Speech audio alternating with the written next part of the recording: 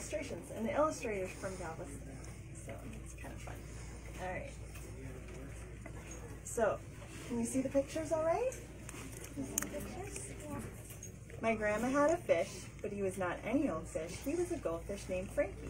He lived in a little glass bowl on the kitchen table, and he loved to swim around and around and around. Grandma would sit at the kitchen table and sip on her coffee while Frankie, her fish, looked at her through the glass bowl blowing bubbles. See the bubbles in the little thing? One day, Frankie was bored swimming around and around in his little bowl, and he suddenly had a thought. He would do something he had never done before. What would that be? He jumped right out of that bowl. When Grandma came into the kitchen, she looked at the fish bowl, but it looked empty. She ran over to the kitchen table and she searched that bowl. And she picked it up and looked inside and called, "Frankie, where are you?" She set the bowl down and searched the tabletop, but no Frankie.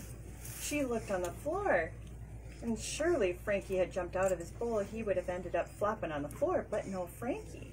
She looked in the sink and on the countertop, but still no Frankie.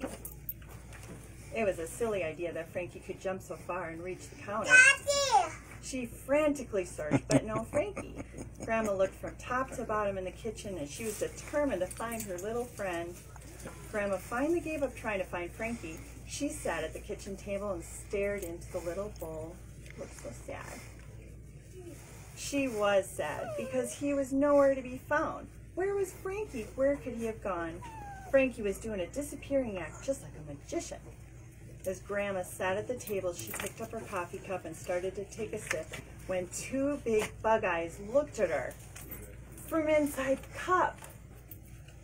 She dropped her cup on the table, and Frankie flopped around, grumbling about the pinch he was in. Grandma quickly scooped him up and placed him back in his bowl, and he swam around and around and blew bubbles at Grandma once more. Good thing the coffee was warm and not hot, or it would have ended Frankie's happy little life. Frankie lived for many more years with no more adventures, but he would never forget his great escape. He had been a brave little fish when he had gone where no fish had ever been before. He was so proud of himself. He survived swimming in Grandma's cup of coffee.